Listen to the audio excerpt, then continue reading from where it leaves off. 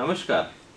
Something in between के 56 episode में आप सभी का स्वागत है। बीते करीब 2 महीने से वास्तविक नियंत्रण रेखा LAC पर भारत और चीन के बीच जारी तनाव लगातार बढ़ता जा रहा है।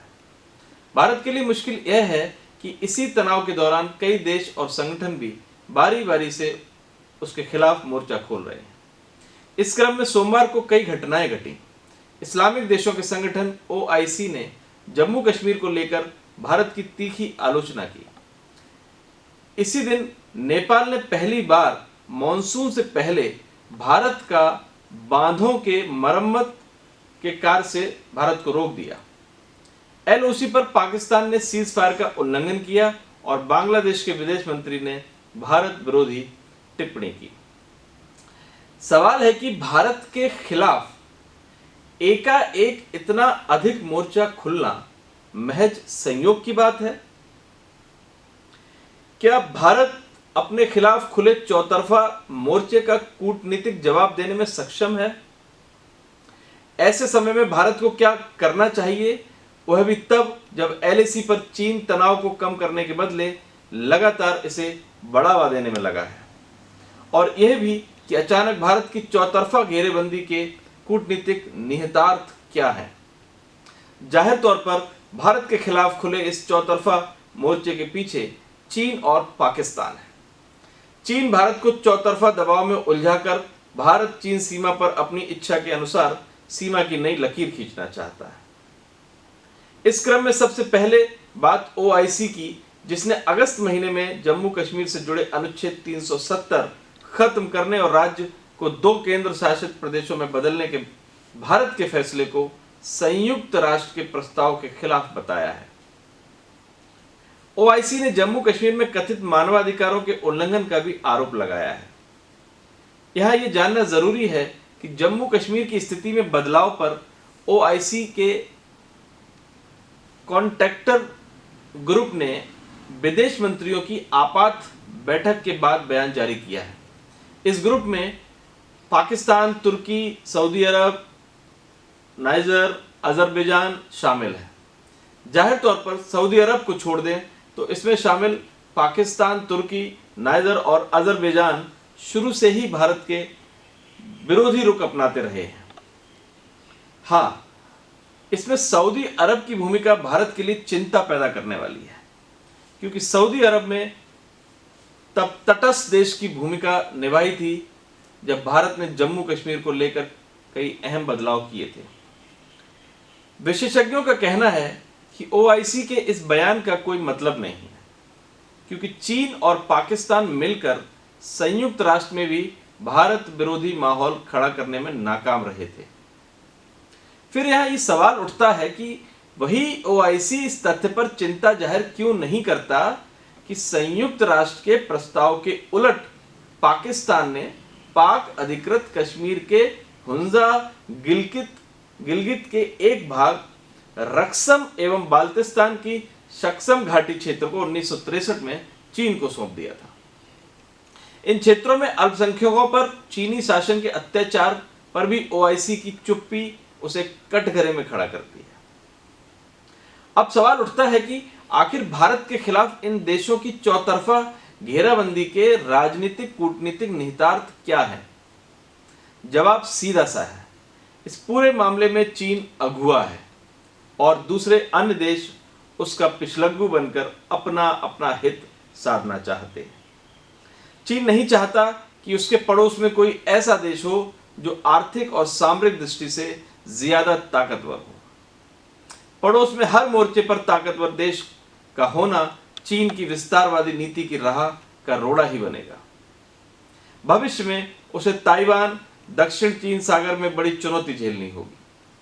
खासकर भारत के ताकतवर होने से इन मुद्दों पर चीन की ही परेशानी बढ़ेगी। यही कारण है कि भारत के खिलाफ एक और जहां चीन ने सीधा मोर्चा खोला है, वहीं उसने भारत के उन पड़ोसी देशों को साधने के लिए पूरी ताकत लगाई है, जिससे भारत की परेशानी बढ़ाई जा सके। अब सवाल नेपाल और बांग्लादेश जैसे देशों का है। इसमें नेपाल ने भारत के खिलाफ सीधा मोर्चा खोल रखा है, जबकि बांग्लादेश से इसी आशय के संकेत मिल रहे हैं। इस मामले में नेपाल और बांग्लादेश की स्थिति में थोड़ा अंतर है। बांग्लादेश में विरोधी सुगबुगाहट आर्थिक है। तेज गति से आर्थिक प्रगति कर रहे बांग्लादेश का वैश्विक व्यापार के कई क्षेत्रों में भारत के साथ प्रतियोगिता है। बांग्लादेश को साधने के लिए चीन ने उसके 97 सामानों पर उत्पाद शुल्क शून्य करने की घोषणा की है। वस्त्र क्षेत्र में बांग्लादेश लगातार भारत को चुनौती दे रहा है। उसे लगता है कि अगर भारत की आर्थिक प्रगति की रफ्तार धीमी हुई तो उसका सर्वाधिक लाभ उसे ही हासिल होगा। इस मोर्चे पर चीन और बांग्लादेश के विचार आपस में मेल खाते हैं। ऐसे में बांग्लादेश और भारत के द्विपक्षीय रिश्तों में खटास बढ़ने की भी संभावना है। हालांकि यह खटास सामरिक क्षेत्र में ना होकर व्यापार के क्षेत्र में ही होगी। जहां तक नेपाल का सवाल है कि वर्तमान में कम्युनिस्ट शासित इस देश को इस मौके पर भारत से दुश्मनी की भविष्य में बड़ी कीमत चुकानी होगी। नेपाल ने हाल ही में भारत से तनाव बढ़ाने के लिए कई कदम उठाए। पहले उसने तथ्यहीन आधार पर नया नक्शा जारी कर भारतीय भूभाग पर दावा जताया। इसके बाद विदेशी दुल्हन के लिए नेपाल की नागरिकता हासिल करने की समय सीमा बढ़ाकर 7 साल कर दी। अब वह भारत को उन बांधों की मरम्मत करने से रोक रहा है जो खास तौर में बिहार और उत्तर प्रदेश के कुछ हिस्सों में हर साल आने वाले बाढ़ का कारण बनते हैं। नेपाल को लेकर भारत की चिंता इसलिए भी बड़ी नहीं है कि इन फैसलों पर नेपाल में आम सहमति नहीं है। दूसरे, नेपाल के मैदानी इलाके में भारत को भरपूर समर्थन प्राप्त है और यह तनातनी तभी तक है जब तक नेपाल में वामपंथियों का शासन है। भौगोलिक संरचना के स्तर पर नेपाल की स्थिति ऐसी है कि वह भारत के मदद के बिना एक कदम आगे नहीं बढ़ सकता। निश्चित रूप से चीन से तनाव घटने के बाद भारत का ध्यान नेपाल की ओर सबसे पहले होगा और यहीं से नेपाल की वर्तमान सरकार की परेशानी शुरू होगी। बहरहाल चीन ने अपनी कूटनीतिक दांवपेच के जरिए भारत की चौतरफा घेरबंदी तो की है, मगर वैश्विक स्तर पर उसकी भी स्थिति इतनी सहज नहीं है। दुनिया के कई ताकतवर देश चीन के खिलाफ गोलबंद है। चीन की कोशिश भारत को दबाव में लाकर इस वैश्विक गोलबंदी के दबाव को कम करना भी है। वह कभी नहीं चाहेगा कि दक्षिण चीन सागर ताइवान मामले में भारत अमेरिका, जापान, ऑस्ट्रेलिया के साथ मिलकर सार्वजनिक तौर से चीन के खिलाफ अपनी भूमिका निभाए। चीन की नीति कुछ करने के बदले भय का माहौल बनाने की रही है। वह युद्ध से ज्यादा युद्ध का माहौल बनाकर आतंक पैदा कर अपने प्रतिद्वंदियों पर हावी होता आया है। सवाल है कि क्या भारत चीन की इस रणनीति को जानते बूझते भी उसके जाल में फंसेगा? भारत की वर्तमान घरेलू सियासी परिस्थिति मोदी सरकार को रक्षात्मक होने का विकल्प नहीं देती। यहां सरकार का रक्षात्मक होने का अर्थ कभी न भरने वाले सियासी घाटे से है।